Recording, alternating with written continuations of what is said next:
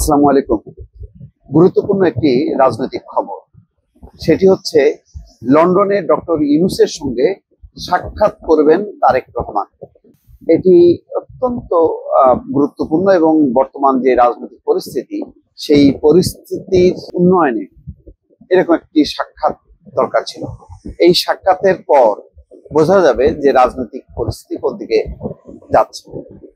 এর ফলে পরিস্থিতি অনেক উন্নত হতে পারে অথবা অবনতির দিকেও যেতে পারে।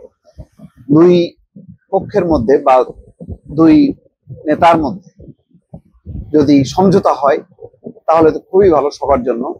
তাহলে একটা মানে চমৎকার একটা নির্বাচন এবং নির্বাচন পরবর্তী সময়েও দেশে কোনো অশান্তি হবে না। বা এখন থেকে যদি আমরা ধরেও নিই যে 10 মাস পর এপ্রিলের নির্বাচন, সেই সময়টা অত্যন্ত সুন্দর থাকবে, ভালো থাকবে, কোনো অশান্তি থাকবে না, রাজনৈতিক দলগুলো কোনো তাপ উত্তাপ থাকবে না, আন্দোলন থাকবে না। এখন সবার নজর নিঃসন্দেহে লন্ডনের দিকে থাকবে, যে লন্ডনে ডক্টর মোহাম্মদ ইউনূস যখন সফর করবেন তখন তারেক রহমানের সঙ্গে সাক্ষাৎ হলো এবং সেই সাক্ষাৎকারে কি কি বিষয়ে আলোচনা হলো। যদিও বলা হচ্ছে সরকারি সূত্রে যে এটি সৌজন্য সাক্ষাৎ, কিন্তু স্বাভাবিকভাবেই অবশ্যই এটি নির্বাচন, সংস্কার, জুলাই ঘোষণা, নানা বিষয়ে চলে আসবে। প্রধান উপদেষ্টা ডক্টর মোহাম্মদ ইউনূসের লন্ডন সফরকালে তার সঙ্গে সাক্ষাৎ করবেন বিএনপির ভারপ্রাপ্ত চেয়ারম্যান তারেক রহমান। সরকারি সূত্রে এই তথ্য জানা গেছে। 4 দিনের সরকারি সফরে সোমবার যুক্তরাজ্যে যাচ্ছেন ডক্টর ইউনূস। এই সময় তারেক রহমানের সঙ্গে তার বৈঠক হয় কিনা তা নিয়ে রাজনৈতিক মহলে বেশ জল্পনা কল্পনা ছিল। বিএনপি সূত্র বলছে তারেক রহমানের এই সাক্ষাৎ সৌজন্যমূলক হলেও নির্বাচন, সংস্কার, জুলাই গণহত্যার বিচার নিয়ে আলোচনা হতে পারে।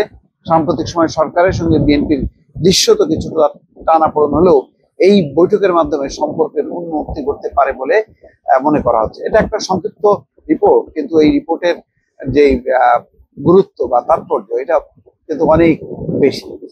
নির্বাচন যেভাবে ঘোষণা করা হয়েছে এটি বিএনপির জন্য কোনোভাবেই সম্মানজনক হয়নি, বা বিএনপি মনে করছে এটা তাদের প্রতি অবিচার করা হয়েছে। জামাতের কথা অনুযায়ী জামাত প্রধান উপদেষ্টার সঙ্গে রাজনৈতিক দলগুলোর যে বৈঠক হয়, সেই বৈঠকের পর জামাতের আমির ডাক্তার শফিকুর রহমান বৈঠক থেকে বের হয়ে এসে বলেছিলেন যদি এপ্রিলে হতে পারে নির্বাচন তাহলে আমাদের কোনো আপত্তি নেই। এবং ডক্টর মোহাম্মদ ইউনূস জাতির উদ্দেশ্যে ভাষণে সেই এপ্রিলের কথাই বলেছে। এর থেকে বিএনপির একটা ধারণা যে সরকারের যা কিছু কার্যক্রম, নির্বাচনের সময়সূচি ঘোষণা সহ সবকিছুর মধ্যে জামাত এবং এনসিপির একটা যোগসূত্র আছে, যেখানে বিএনপি নেই। অর্থাৎ বিএনপিকে যে উপেক্ষা করা হচ্ছে, বিএনপির দাবি যে অগ্রাহ্য করা হচ্ছে, বা বিএনপির দাবি কেন যৌক্তিক না, সেইগুলো ব্যাখ্যা ছাড়াই বা আলাপ আলোচনা ছাড়াই কিন্তু ডক্টর মোহাম্মদ ইউনূস অ্যানাউন্সমেন্ট দিয়েছেন নির্বাচনের সময়। এই সময়ের ঘোষণার সাথে সাথে ওই দিন রাতেই বিএনপির তরফ থেকে এটার প্রতিবাদ করা হয়েছে, বলেছেন যে না, নির্বাচন ডিসেম্বরেই হতে হবে এবং সেই দাবিতে তারা অনড়। এরপর পরেই দেখা যাচ্ছে বিএনপির অনেক নেতা এবং অন্যান্য দলের পক্ষ থেকেও একইভাবে স্টেটমেন্ট দেওয়া হচ্ছে। আমির খসরু মাহমুদ চৌধুরী প্রকাশ্যে বলেছেন যে 90% রাজনৈতিক দল যেখানে ডিসেম্বরে নির্বাচন চায়, স্বল্প সংখ্যক রাজনৈতিক দলের কথায় ডক্টর মোহাম্মদ ইউনূস কেন নির্বাচনের এই সময় ঘোষণা করলেন এটা তাদের বোধগম্য নয়। তাছাড়া 10 মাস পর কেন নির্বাচন হবে, কেন নির্বাচনে প্রচারণাটা ঠিক রমজান মাসে ফিক্সড করা হলো দিয়ে তারপর পরেই নির্বাচন, এটাও তাদের কাছে বোধগম্য নয়। ফলে বিএনপির মধ্যে এক ধরনের ক্ষোভ, বিক্ষোভ তাদের মধ্যে সঞ্চারিত হয়েছে।